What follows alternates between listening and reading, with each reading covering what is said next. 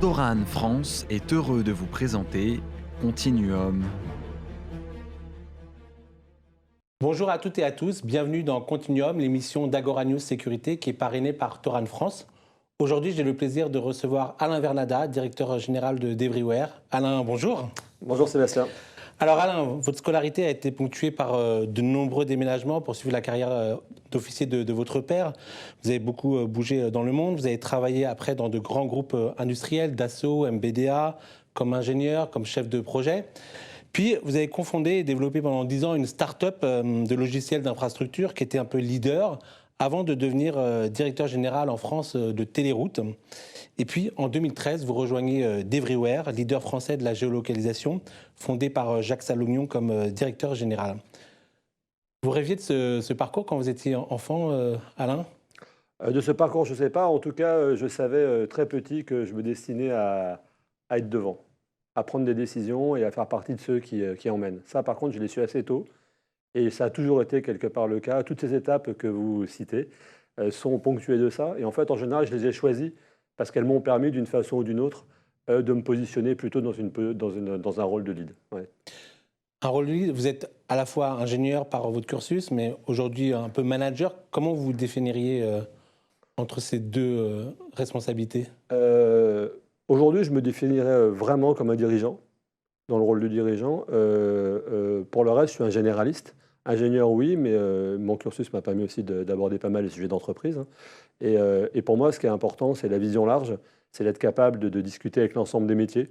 Quand on a la prétention de vouloir diriger, il faut être capable de s'adresser à tous les types de professionnels qui vont porter tous les types de difficultés. Pour moi, c'est ça vraiment le sujet, et c'est comment on deal avec ça pour créer quelque chose de plus grand que ce qu'on aurait pu faire individuellement.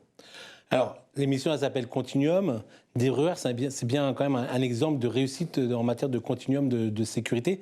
C'est quoi, en matière notamment de géolocalisation judiciaire, c'est quoi d'Everywhere en quelques mots ? Alors d'Everywhere, c'est une entreprise formidable, hein. C'est une très belle pépite, c'est une PME qui dispose d'une technologie qu'on connaît peu finalement, vous avez raison, mais qui est vraiment au cœur de la résolution de tout un nombre d'enquêtes. À chaque fois que quelqu'un disparaît, à chaque fois que quelqu'un est recherché, on a besoin d'informations sur sa localisation et on a besoin, dans un cadre juridique approprié, d'être capable d'accéder à sa position. d'Everywhere, c'est l'entreprise qui a développé en France la technologie qui permet de faire ça essentiellement sur les réseaux d'opérateurs mobiles et qui livre donc un service public quasiment et qui livre à l'État cette capacité à l'aider au cœur des enquêtes à la fois les plus pointues et je dirais aussi les plus banales, parce que c'est vraiment un moyen qui est extrêmement utilisé aujourd'hui. Alors concrètement, c'est quoi la géolocalisation judiciaire ? Comment ça fonctionne ? Vous travaillez pour des officiers de police judiciaire, 6000 officiers de police judiciaire, qui font appel à votre outil. Voilà. Alors, ce qui est très important de dire en premier, c'est que c'est d'abord une pratique qui est très encadrée par la loi. Donc elle est portée par les juges et elle est exécutée dans un cadre légal très précis. C'est à la demande Bien du sûr. juge qui a une réquisition Tout à fait. pour faire de la géolocalisation. Tout à fait. L'OPJ doit disposer d'une réquisition à la fois pour l'opérateur de téléphonie mobile et à la fois pour d'Everywhere. Donc ce cadre-là, il est très très important. Il est très bien établi en France, hein, la France est un grand utilisateur de géolocalisation. Après, c'est un métier technologique qui consiste à se connecter aux différentes plateformes des opérateurs et à être capable de récupérer avec eux, avec leur collaboration, l'ensemble des informations qui vont traiter de la localisation des téléphones mobiles. Et puis, on va apporter dessus tout un ensemble de traitements pour les apporter aux enquêteurs sous une forme appropriée à leur métier ou à plusieurs de leurs métiers, parce que certaines applications vont plutôt adresser l'enquêteur qui est dans une phase d'investigation, d'autres vont plutôt adresser des cas d'usage qui sont sur la recherche, et d'autres vont plutôt adresser des cas d'usage qui sont sur l'intervention ou le rapprochement. Et pour chacun de ces cas d'usage, il faut des applications particulières qui vont proposer cette information d'une façon appropriée, avec ce qu'on imagine un cadre d'usage tout le temps contraint, tout le temps compliqué, tout le temps exposé. Donc c'est vraiment ça qui est intéressant. Ce qui induit un élément capital, c'est la capacité de développer ces outils-là en collaboration avec les utilisateurs. Il est quasiment impossible de penser ces applications dans le laboratoire. Il faut les penser en co-construction avec nos utilisateurs. Sinon, eu égard à ce cas d'usage, ça fonctionnerait pas comme il veut. C'est vraiment ça la marque de Fairbairn. Alors revenons sur les cas d'usage. Vous parliez par exemple des disparitions inquiétantes. Tout à fait. Concrètement, vous faites une réquisition, vous recevez une réquisition de la part d'un officier de police judiciaire sous l'autorité judiciaire et vous faites appel aux opérateurs de téléphonie. Comment ça se passe? Et après, vous faites un retour aux OPJ? Alors ça, tout ça, c'est du montage technique, mais vous l'avez très bien expliqué. Il s'agit en fait d'ouvrir les portes grâce à l'autorisation du juge.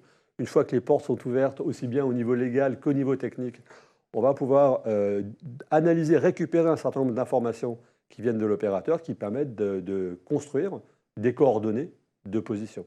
D'accord ? Donc on va récupérer ces informations-là, les stocker, les traiter dans un cadre légal approprié, parce que le plus souvent, ces données vont servir à monter un dossier pour l'enquêteur, hein, donc c'est une preuve, ça devient une preuve à un moment donné, donc il faut bien sûr respecter tout un ensemble de contraintes, et on va fournir à cet enquêteur des outils d'analyse, des outils de visualisation, des outils de contextualisation, des outils d'alerte. Vous travaillez beaucoup sur les questions de cartographie aussi. Alors, bien sûr, pour permettre aux policiers, notamment je crois dans les histoires de filature, hein, de pouvoir avoir l'environnement, de pouvoir savoir où on va, de pouvoir filer un petit peu, quoi. C'est exactement ça. D'ailleurs, je pense que le meilleur exemple, vous l'avez en regardant la télévision, hein, toutes les séries policières aujourd'hui que vous regardez, vous voyez les enquêteurs dans la voiture, au bureau, qui utilisent ces techniques-là.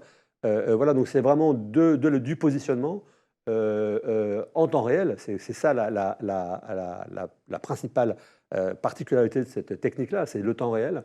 On n'est pas dans l'analyse de fichiers anciens, on est vraiment sur le temps réel, et puis sur les analyses de rapprochement de points d'intérêt, de rapprochement entre personnes,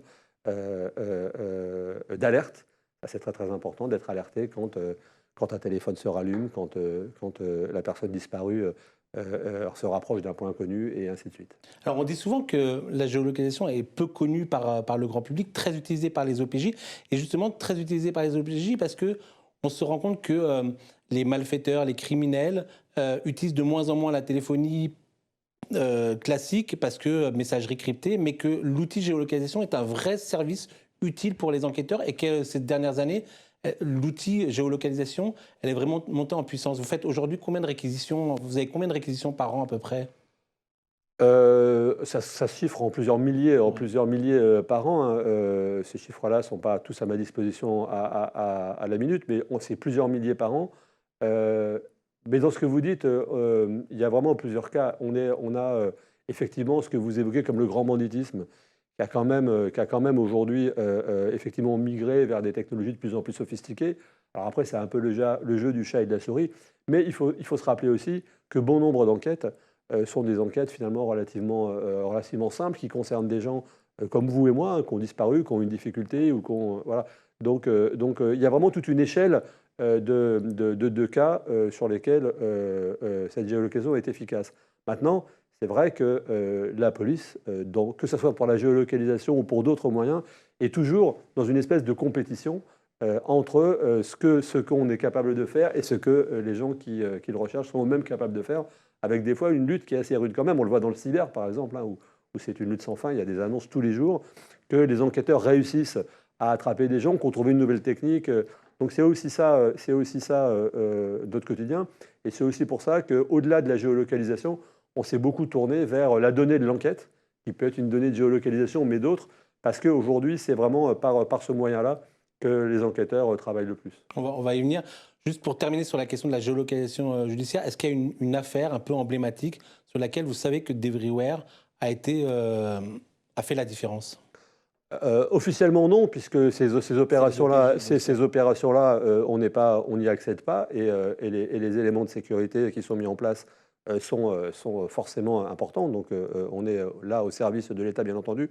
Mais je dirais que toutes les enquêtes de disparition inquiétantes les plus médiatisées que vous avez vues à la télé, vous pouvez vous dire que très probablement à 99,5%, la géolocalisation est intervenue.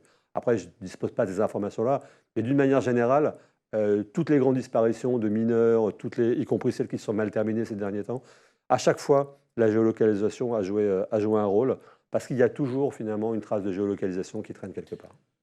La géolocalisation est vraiment devenue un outil ces dernières années indispensable pour les enquêteurs à la fois sur les questions de filature et puis la résolution de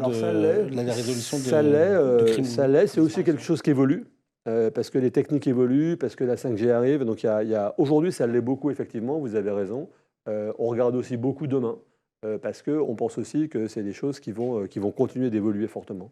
Alors, avant de parler de demain et notamment de la question du livre blanc sur la data que vous avez publié il y a quelques semaines, est-ce que on va parler d'aujourd'hui, vous venez de remporter un appel d'offres gendarmerie pour une solution de traitement et d'analyse des données de téléphonie. Ça consiste en quoi cet appel d'offres qui était un appel d'offres important? Alors ça consiste pour le coup, à ne pas faire du temps réel, mais à traiter des données d'historique. C'est des logiciels relativement classiques, hein, qui sont capables d'analyser en fait l'activité antérieure que vous avez pu avoir avec différents moyens de communication. Voilà, et de les rapprocher, de les confronter à des dires et d'en tirer des indices dans le cas des enquêtes. La grande différence par rapport à ce dont on parlait juste avant, c'est que là, il s'agit d'historique. Donc c'est un autre cadre légal, hein, qui est existant lui aussi, et qui va permettre d'aller chercher plutôt des habitudes, des points d'intérêt, des lieux de résidence, des présences à un moment donné, dans le cadre des enquêtes. Et c'est souvent, quand les enquêteurs commencent leur enquête, les premiers éléments d'environnement vont souvent venir de ces technologies-là, qui sont techniquement, finalement, évoluées aujourd'hui, mais plus simples à comprendre que celles de la géologie du temps réel, puisqu'il s'agit finalement d'aller aider l'enquêteur à faire la lumière à l'intérieur d'énormes fichiers de données, on va dire ça comme ça. Devryware, c'est un groupe, vous avez un certain nombre de filiales. Elle contribue comment au continuum de sécurité? Alors aujourd'hui, une PME d'Evryware, c'est un groupe d'un peu moins de 200 personnes, hein, constitué de plusieurs entreprises, toutes centrées sur la sécurité. Le continuum, pour nous, il est assez évident parce qu'aujourd'hui, on remplit des missions qui sont quasiment, alors peut-être pas au sens propre du terme, mais qui sont quasiment des missions de service public, puisqu'on va fournir des outils qui viennent en appui à l'exécution des missions de l'État. Donc c'est vraiment ça la position qu'on a, et c'est une position assez rare pour une PME de cette taille-là, que d'accompagner finalement l'État dans des missions régaliennes de ce type-là. Donc ça va être pour des missions d'enquête, on le fait aussi beaucoup pour des technologies sur toute la récupération des données. On travaille aujourd'hui aussi beaucoup sur la gestion des crises, dans laquelle on accompagne beaucoup l'État dans les grands exercices, notamment dans les centrales nucléaires, dans ce genre d'environnement, pour la préparation et la vérification de conformité. Voilà, donc c'est toutes ces activités-là qui sont pour nous le continuum, et on pense que vraiment il y a une place à jouer, y compris pour des PME, dans cet accompagnement de l'État sur certains types de missions. Alors, je venais de l'évoquer, vous avez sorti il y a quelques mois le livre blanc La data au cœur de l'enquête. Pourquoi faire ce livre blanc? Alors, on a fait ce livre blanc pour plusieurs raisons. La première, c'est que l'entreprise investit massivement depuis des années pour de nouvelles technologies, pour de nouveaux moyens d'investigation, pour de nouveaux moyens d'analyse. Et puis, il y a ce métier historique qui nous colle un peu au corps, hein. On est connu pour ça, parce que c'est utile et parce que ça fonctionne. Mais Devryware, c'est plus que ça aujourd'hui. Et on a voulu à la fois suivre l'évolution du monde de l'enquête et à la fois l'évolution de Devryware. Et on a trouvé que le meilleur dénominateur commun entre les deux, finalement, c'était l'évolution de la donnée à l'intérieur de l'enquête, puisque c'est notre fil rouge de R&D aujourd'hui chez Devryware, et qu'on voit bien que c'est aussi le fil rouge des enquêteurs qui aujourd'hui manipulent un nombre de données numériques de plus en plus important, avec toutes les questions que ça peut poser. Vous dites dans le livre blanc, c'est un peu le fil rouge, que les données bouleversent le travail des services d'enquêteurs, à la fois de manière positive, et puis parce qu'on a un certain nombre de données qui sont utilisées, mais en même temps, la masse de données fait qu'un enquêteur a besoin de pouvoir s'y retrouver, et c'est un peu la difficulté. Ah, c'en est une, mais il y en a beaucoup plus que ça. Déjà, chaque type de données va avoir son moyen d'accès et son cadre légal. Donc pour l'enquêteur, c'est quand même une difficulté de savoir que la donnée qui vient de tel endroit, comparée à celle qui vient de tel endroit, va être sous conditions ou sous contraintes légales différentes. Ensuite, il y a les problèmes d'hétérogénéité. Il y a des problèmes de récupération. Récupérer une donnée chez un opérateur téléphonique, ce n'est pas du tout la même chose que d'aller récupérer une donnée sur un téléphone qui a été saisi. Voilà. Il y a des problèmes de stockage, parce que c'est une preuve, donc ça ne se stocke pas comme vos mails. Il y a le problème de l'usage informatique de ces données, puisqu'on en parlait tous les deux au début. Ces usages, notamment tous les problèmes de croisement de ces fichiers, sont régis par la loi avec des textes de plus en plus complexes. La moindre erreur peut mettre la procédure en défaut. Donc c'est tout ce continuum-là qui va finalement permettre de regarder ce problème de la donnée au sens large, Le volume en est un, la sécurité, qui sont les éléments auxquels on pense en premier, en est un aussi. Mais vous voyez, c'est vraiment tout un ensemble de choses qu'il faut mettre bout à bout pour considérer finalement l'écosystème de la donnée d'enquête dans cet environnement-là. J'allais dire, la data, la donnée, c'est vraiment le pétrole d'aujourd'hui. C'est vraiment ce qui est la richesse d'une entreprise, ce qui est la richesse d'une société. Et en même temps, il y a besoin d'un certain nombre de garde-fous. Où vous mettez l'éthique là-dedans, vous le traitez un peu dans le livre blanc. Vous dites qu'il y a plusieurs enjeux. Il y a un enjeu d'éthique, il y a un enjeu technique, il y a un enjeu culturel et politique. Alors l'enjeu d'éthique pour nous il est permanent puisque nous sommes extrêmement présents dans le monde judiciaire. Donc le monde judiciaire par définition c'est un monde qui est sous un droit extrêmement important. L'éthique c'est important aussi parce qu'on est un acteur, on est une entreprise labellisée RSE, on a une démarche qui est la nôtre hein, et on souhaite dans ce marché-là avoir une posture dont on pense qu'elle est la bonne pour le futur. On voit bien que c'est toujours un étroit passage entre jusqu'où ces technologies sont intrusives et à partir de quand elles deviennent illégales.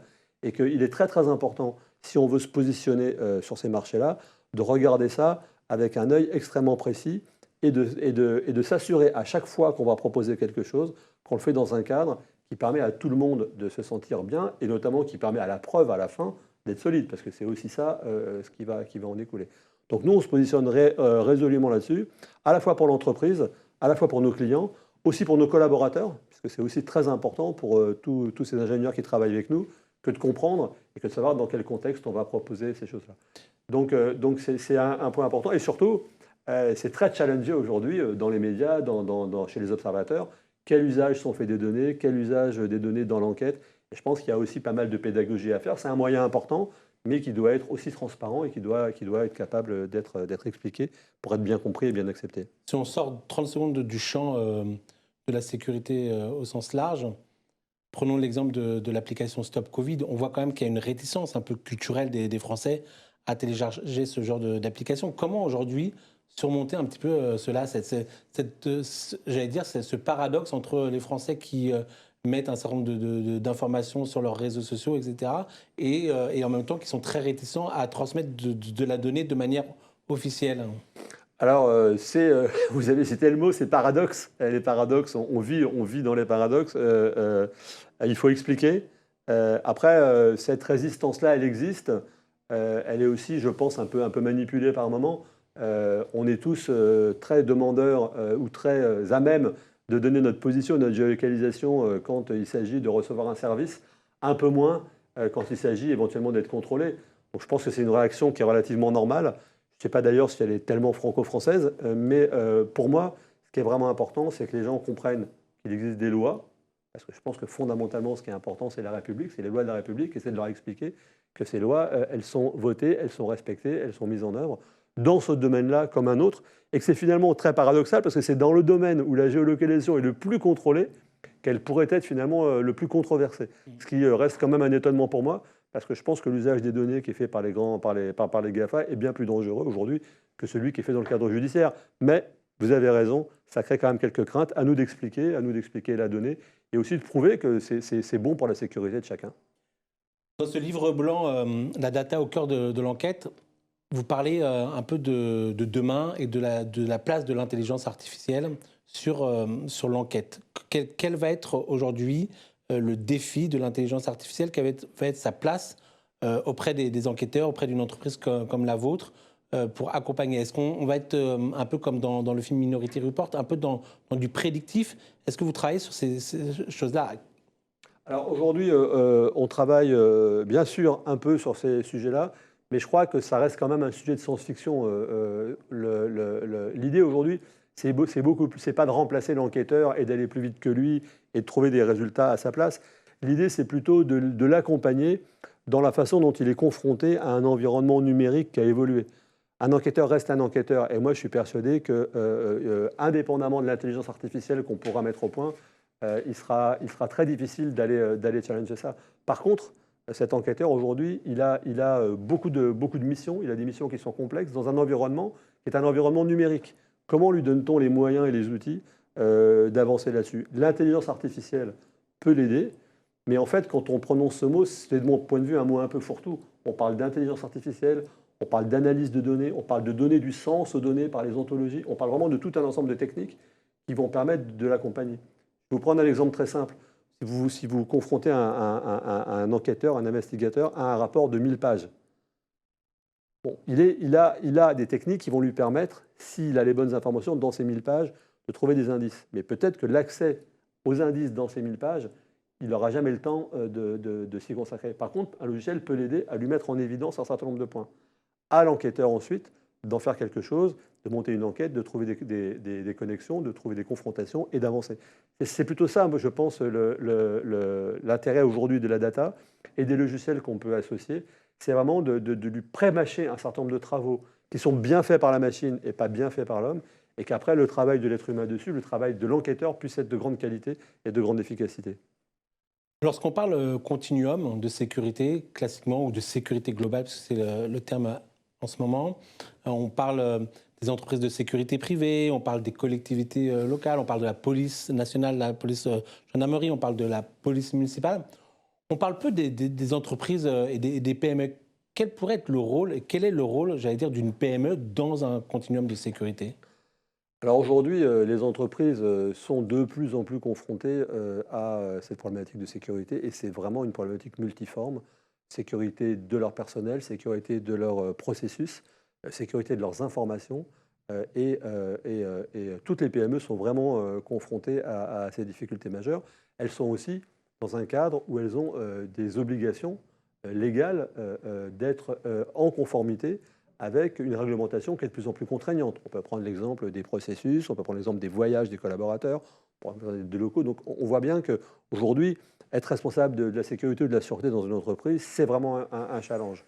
Ces missions, finalement, elles sont très différentes des missions judiciaires, hein, puisqu'il va rarement, on ne va pas faire d'enquête au sens judiciaire.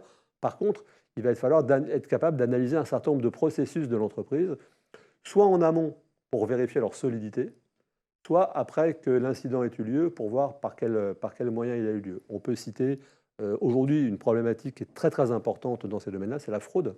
Les entreprises aujourd'hui sont extrêmement confrontées à la fraude, pas simplement la contrefaçon, mais la fraude dans les processus. Le faux enregistrement d'une carte SIM chez un opérateur, le faux compte en banque pour un terroriste, voilà. Où on va utiliser un processus légal pour le détourner et pour venir frauder à l'intérieur. On en entend parler beaucoup tous les jours, mais ce n'est pas simplement la carte vitale et les grands opérateurs de l'État qui sont fraudés aujourd'hui, c'est toutes les entreprises qui sont exposées à ça et qui ont une révolution culturelle sécuritaire à faire aussi pour être capable d'exister sainement dans cet environnement qui devient quand même assez hostile sur certaines formes. Merci Alain Vernada. Merci beaucoup Sébastien.